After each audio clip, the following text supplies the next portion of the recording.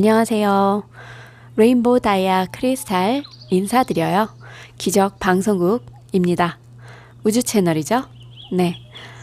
자, 저희 채널은요, 여러분께서 궁금하셨겠지만, 무엇을 송출하느냐? 네. 돈에 관한 속성도 송출하고요. 행복에 관한 자유스러움도 송출합니다. 행복이란 다 주관적인 행복이 있어요. 똑같은 행복이 없죠. 난 그냥 행복하면 좋겠어 라고 얘기하지만 그 행복 속에서도 내가 정말 좋아하는 게 있더랍니다. 저는 책을 읽으면서 졸다 깨다 나의 의식이 조금씩 졸게 되면 나의 무의식이 말을 걸어와요. 그때가 가장 행복합니다. 그래서 책을 읽다가 졸 때 가장 행복합니다. 제가 오늘 준비한 책은요, 저번에도 한번 소개해드렸습니다. 이번 주 수요일 7월 22일 날 이분을 만나고 싶습니다.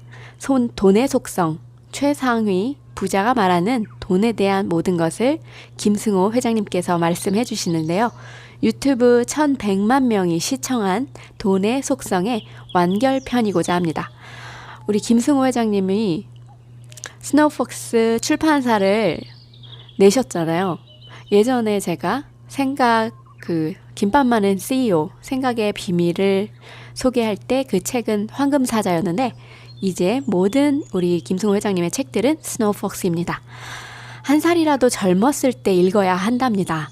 맨손으로 수천억을 만든 부자가 말해주는 종잣돈 만드는 방법이고요. 이 종잣돈이 있으면 더할 나위 없이 저는 부자가 될 수 있습니다. 나는 언제 부자가 될 것인가 보다 나는 아주 천천히 부자가 되어야 되겠다라고 생각했습니다. 반복되는 운은 실력이요. 반복되는 실패는 습관이다 라는 말이 나옵니다. 평소에 항상 운이 좋은 사람이 있는데 어딜 가면 경품도 잘 뽑히고 가위바위보도 잘하고 주차장 빈자리도 잘 찾는 사람인데요. 어려움 없이 술술 풀리기도 합니다. 이런 사람은 사실 운이 좋다기보다 예리하고 똑똑한 사람입니다. 이런 사람은 사업을 해도 시대의 흐름에 맞게 아이템을 잘 찾고 잘 빠져나옵니다. 뭘 해도 술술 풀리는 것 같지만 남이 보기엔 운, 본인 입장에는 많은 공부와 관찰의 결과입니다. 이런 사람이 가장 조심해야 할 건 자신은 운이 좋은 사람이라고 착각합니다. 운이 좋다는 주변의 칭찬에 실제로 본인도 그렇게 믿는 순간 대형 사고가 날 수 있기 때문입니다. 때때로 성공하기도 해서 모두의 부러움을 사기도 하지만 그것은 관찰과 학습을 벗어난 운이기에 조심해야 합니다. 운은 절대로 반복되지 않고요. 단 한 번의 실수로 모든 것을 허물어 버릴 수 있기 때문에 우리 김승호 회장님은 운이 좋은 사람이든 나쁜 사람이든 일정한 시간에 과하지 않게 정갈한 식사를 하라고 권하십니다. 이 책 안에는 절제의 성공학이 있습니다. 그리고 이 책 안에는 짐 로저스도 있고요. 레이 달리오도 있습니다. 그래서 우리 김승호 회장님의 얘기를 듣다 보면은 정말 그 어려운 생각을 참 많이 하시는구나. 나도 배우고 싶다라는 생각이 들고요. 굉장히 부럽습니다. 자, 그 다음은 이제 금융공황 발생이 있었습니다. 그것에 따른 3가지 인간상을 말씀하시는데 상승장이 계속 이어지다 보면 뒤늦게 탐욕에 가담하는 사람들이 몰리죠. 그럼 주식이 계속 오릅니다. 묻지마 구매시장 오버슈팅이 일어나는데 상황이 지속되다 보면 반드시 거품이 빠지는 폭락장이 형성됩니다. 네, 시장은 자연스럽게 올라갔다 내려가곤 하죠. 이 시기는 반드시 오죠. 그저 자연의 원리입니다. 단지 어디인지 모를 뿐입니다. 잎새가 떨어지고 가을이 지나면 겨울이 온다는 건 알지만 아무도 이번 겨울은 오지 않을 것이라고 생각하는 것과 같습니다. 그러나 어느 날 갑자기 예고 없이 폭설이 쏟아지듯 동시에 투매하는 언더슈팅이 일어나면 주가가 큰 폭으로 하락하고 베어마켓, 약세장으로 접어들게 되는데 대개 이런 대규모 폭락장은 10여 년 만에 한 번꼴로 찾아온다 합니다. 이런 폭락장에 흔히 세 부류의 사람이 있는데, 첫째는 이 피해를 고스란히 당하는 사람, 그리고 두 번째는 이런 폭락장에 전혀 영향을 받지 않는 사람들, 빚도 없고 직업도 안정적이죠. 세 번째 부류는 특이한데 이런 사태에서도 이익을 보는 자산가들입니다. 이들은 이런 사태를 몇 년치의 자산을 한 번에 벌 수 있는 기회로 보는데 거대한 부의 이동이 이루어집니다. 하지만 이런 대이동은 물이 아래에서 위로 흐르지 않듯이 가난한 자들의 돈이 부자에게로 흐르고 부자는 더 부자가 되는 그런 이동입니다.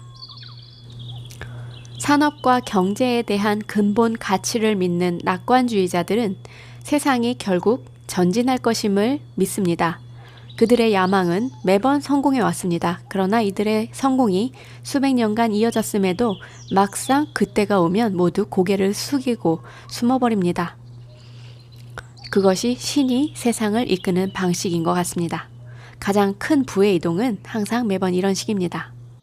우리가 투자를 함에 있어서 지혜가 필요합니다. 우리 김승호 회장님도 이렇게 말씀하시는데요. 투자는 지식과 지혜가 합쳐져야 성공한다.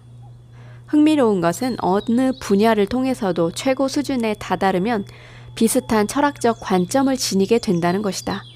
아무리 큰 산이라도 오를 때는 사방에서 다가갈 수 있지만 봉우리에 다다르면 거의 비슷한 곳에 모이기 마련이다. 그래서 성공한 대가들은 대부분 비슷한 철학자가 되어 있는 것을 볼 수 있다. 투자 대가들의 주주서신이나 그들의 책을 읽어보면 한 권의 철학서를 보는 것과 같다. 주가 변동성이나 국채, 이자율, 추이에 대해 설명하지만 실상은 인간의 욕망과 좌절을 이해시키기 위해 숫자로 설명한 것뿐이다. 젊은 청년이 세상의 가장 고결한 진리를 얻기 위해 사물의 이치를 배우고자 한다면 가장 먼저 해야 할 일은 역시 공부다. 그의 나이 35세에 바이샤카월의 만월의 밤에 대각을 하고 부처가 되신 시다르타도 보리수나무 밑에서 계속 묵상만 하신 게 아니다. 처음엔 바라문 고행자를 선생으로 모시고 단식과 결과 부자를 유지하는 등 온갖 고행을 했고 브라만교의 행자에게서 요가도 배웠다. 결국 왕국을 물려받을 생각이 없다는 것을 알게 된 그의 아버지는 5명의 선생을 보내서 아들을 6년 동안이나 개인교습을 시켰다.